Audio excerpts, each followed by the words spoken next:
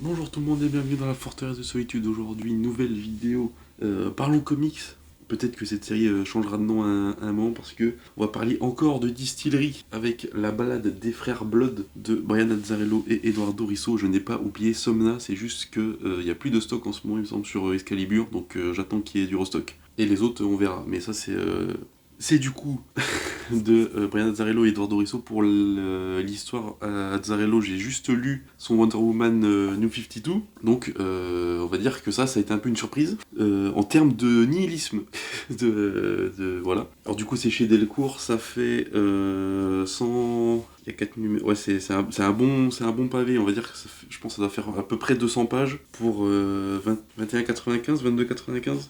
Il y a pas de prix, mais il me semble que c'est par là. Du coup, on a les numéros du coup de la balade des frères Blood, on a les 1 à 4 avec un. Il y avait un petit prologue au début, je sais pas si c'était une espèce de. Peut-être un free comic book day ou une preview, enfin bref, il y a un mini prologue au début. Dessin en crash couleur, c'est Eduardo Risso, puisque Eduardo Risso nous fait de l'aquarelle magnifique. Et je dois dire qu'au début, j'ai été un peu dubitatif sur les dessins, c'est ce qui me faisait un peu le plus peur, mais forcé de constater que ça rend parfaitement hommage à l'ambiance. Et en plus de ça, quand j'ai lu quand j'ai lu le bouquin, j'avais l'impression d'être dans un western réalisé par Sergio Leone. À certains moments, j'avais l'impression d'être devant un western spaghetti. C'était assez fou. Mais du coup, on va parler de l'histoire forcément. Alors l'histoire, c'est que, en gros, on a un gars qui s'est fait emprisonner pour certains crimes, qui va sortir de prison.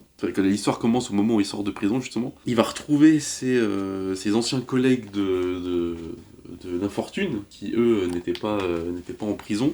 Et ils vont partir en quête de retrouver. Enfin, lui, il va partir en quête de retrouver sa femme, du coup, qui est toujours vivante et qui n'est plus avec lui, vu que forcément il est en prison. Sauf que, arrivé une fois sur place, ils vont tomber du coup sur son mari, son nouveau mari, et sur ses enfants, qui sont au nombre de 3, qui sont du coup les 3 qu'on voit là.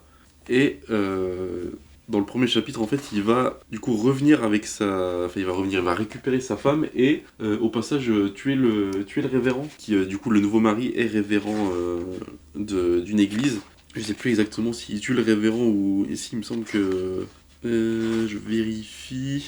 Ah oui, non, oui, ils viennent la première fois, ils sont en mode non, non, elle part pas avec nous, et du coup, en fait, ils reviennent la nuit, enfin, ils lui donnent un ultimatum de quelques jours, en fait, ils reviennent la nuit pour faire leurs affaires, et du coup, non, ouais, non, juste, c'est ça, du coup, la femme du brigand juste balance son alliance, et en fait, elle part avec eux, et justement, ouais, voilà, ils laissent les gosses tout seuls, et en fait, ils vont carrément pendre le révérend sur une croix, en partant la nuit. Et du coup, on va suivre l'histoire de ces 3 gosses qui vont essayer de retrouver leur mère, tout simplement, et qui vont vivre des aventures de zinzin pendant tout ce voyage. Et comme j'ai dit, ouais, c'est noir, il n'y a pas d'espoir là-dedans. Hein, c'est la première fois que je vois un truc qui est aussi, j'allais dire pas dur, mais vraiment, voilà, il y a des scènes où les brigands y passent, bon, ils scalpent des indigènes, etc.